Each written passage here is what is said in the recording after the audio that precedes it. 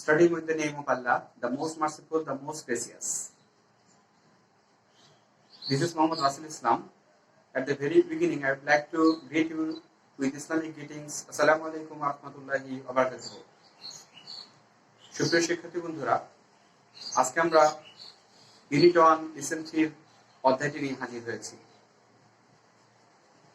গাইবান্ধা সিদ্দিকিয়া ফাজিল মাদ্রাসা কর্তৃক অনলাইনে যে ক্লাসগুলো অনুষ্ঠিত হচ্ছে, সেই ক্লাসগুলো সবাইকে, সব শিক্ষার্থীকে গুরুত্ব সহকারে করার জন্য অনুরোধ রইল। কারণ আগামীতে আমাদের প্রতিষ্ঠান খোলার সাথে সাথে আমরা এই ক্লাস, যে বিষয়গুলো নিয়ে ক্লাস করানো হলো, সেই বিষয়গুলোর উপরই পরীক্ষায় কোশ্চেন সেট আপ করার চেষ্টা করব। সুপ্রিয় শিক্ষার্থী বন্ধুরা, আমরা এখন সেই লিসন 3 শুরু করতে যাচ্ছি। লিসন 3 হচ্ছে টু উইমেন। তো আমরা আমাদের বোর্ডে দেখতে পাচ্ছি দুটো ছবি দেখা যাচ্ছে।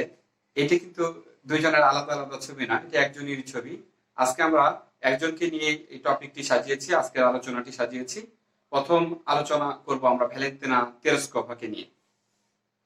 তো আমরা প্রথমে ভ্যালেন্তিনা তেরেস্কোভার জন্ম তারিখটি জেনে নিই।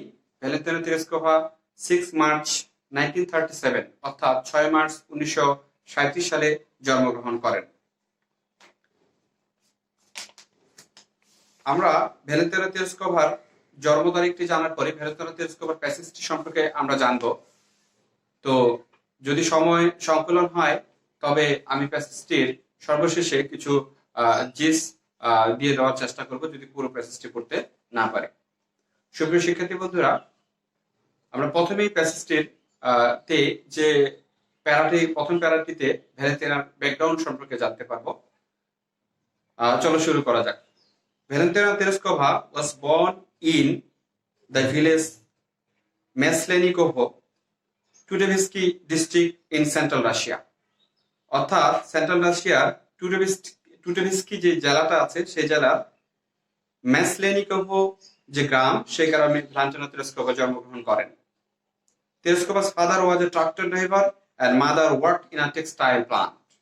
তেরেস্কোভার বাবা একজন ট্রাক্টর ড্রাইভার, অর্থাৎ তিনি ট্রাক চালাতেন, এবং তার মা ছিলেন একজন টেক্সটাইল প্লান্ট, অর্থাৎ বুনন কাজ করতেন, অর্থাৎ কাপড় চোপড়ের বুনন, এই কাপড় চোপড় সেলাই করা, এই ধরনের কাজগুলো করতেন। Tereshkova began school in 1945 at the age of 8.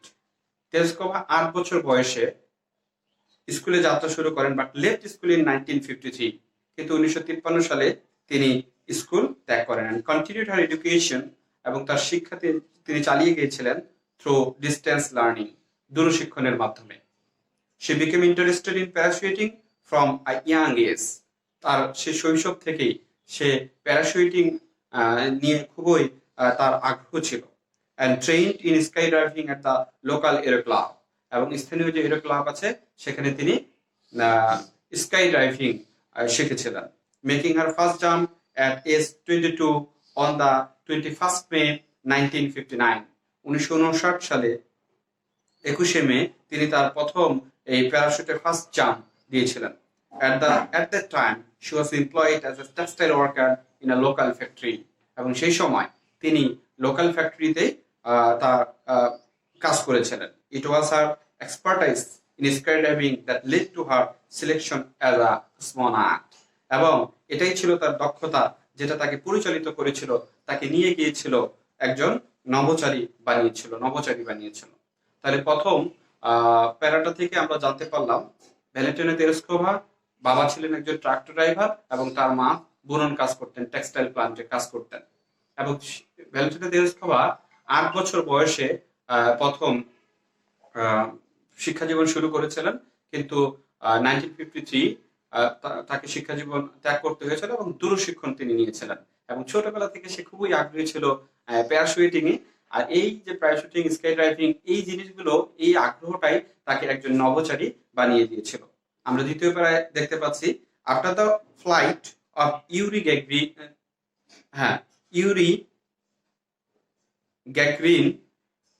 Gagarin যে প্রথম ফ্লাইট দিয়েছিল, the first human being to travel outer space in 1961, 1961 সালে প্রথমেই তিনি বাইরের স্পেসে, অর্থাৎ হচ্ছে মহাশূন্যে যান, the Soviet union decided to send a women in space. তারপরেই সোভিয়েত ইউনিয়ন সিদ্ধান্ত নিয়েছিল একজনকে আবার মহাশূন্যে পাঠাবে অন 16 ফেব্রুয়ারি 1962।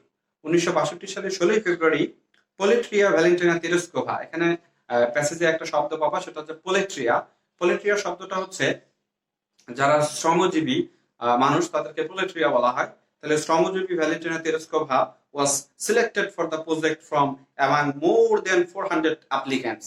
400 অ্যাপ্লিকেন্টের মধ্যে ভ্যালেন্টিনা তেরেস্কোভাকে সিলেক্টেড করা হয়েছিল। Tereshkova had to undergo a series of training that included weightless flight। এই যে ভ্যালেন্টিনা তেরেস্কোভাকে পাঠানো হবে, সে সময় ভ্যালেন্টিনা তেরেস্কোভাকে অনেকগুলো ট্রেনিং করতে হয়েছিল।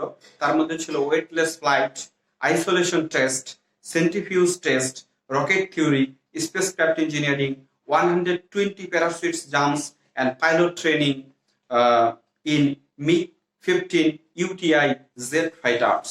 তার মানে ভ্যালেন্টিনা তেরেস্কোভা যখন তাকে সিলেক্টেড করা হলো, যেহেতু সিলেক্টেড করে মহাশূন্যে পাঠানো হবে, তাই তার প্রস্তুতির জন্য এই গুরুত্বপূর্ণ ট্রেনিং গুলো, যে ট্রেনিং গুলো না করলে মহাশূন্যে যাওয়া এই পথে যাওয়া সম্ভব নয়, সেই ট্রেনিং গুলো করানো হলো। Since the successful launch of the spacecraft Vostok 5 on 14 June 1963, Tereskova began preparing for her own flight। বলছে যে যখন ভেস্টক 5 লঞ্চ করলো, উৎক্ষেপণ করা হবে 14 জুন 1963, তেরেস্কোভা বিগেন প্রিপেয়ারিং, তেরেস্কোভা প্রস্তুতি নেওয়া শুরু করেছিল অন ওন ফ্লাইট, তার নিজের এই জার্নিতে।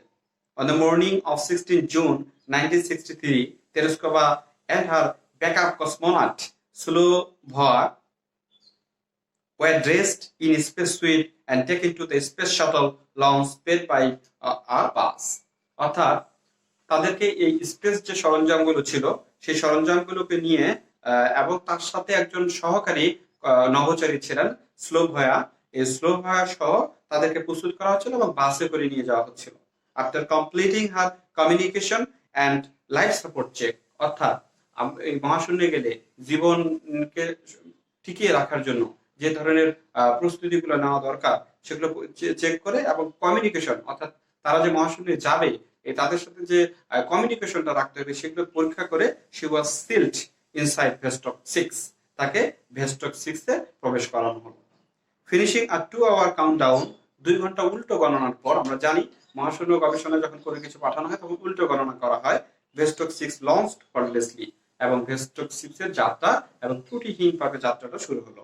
অলদো তেরেস্কোভা এক্সপিরিয়েন্সড, যদিও তেরেস্কোভা অভিজ্ঞতা অর্জন করেছিল, অর্থাৎ তেরেস্কোভার অনুভূতি হয়েছিল nausea and physical discomfort for much of the flight. যেহেতু ফ্লাইটটা অনেক উপরে গিয়েছিল, তখন তেরেস্কোভার বমি বমি ভাব হয়েছিল এবং তার ফিজিক্যাল ডিসকমফোর্ট, তার শারীরিক অস্বস্তি হয়েছিল। তবুও she orbited the Earth 48 times, সে প্রদক্ষিণ করেছিল পৃথিবী 48 বার, and spent almost 3 days in the space, এবং প্রায় 3 দিন তিনি এই স্পেসে ছিলেন। With a single flight, এই এক যাত্রায় she logged more flight time than the combined times of all American astronauts who have flown before that time। বলা হচ্ছে ভ্যালেন্টিনা তেরেস্কোভা যাত্রা শুরুর আগে যে কয়েকজন যাত্রা করেছিল এই উপরে মহাশূন্যে বিভিন্ন গবেষণার জন্য, তাদের সবগুলো সময় কে ক্রস করে তাদের সবগুলো সময়কে যদি একসাথে করা হয়, ভ্যালেন্টিনা তেরেস্কোভার সময়টাই ছিল বেশি সময়।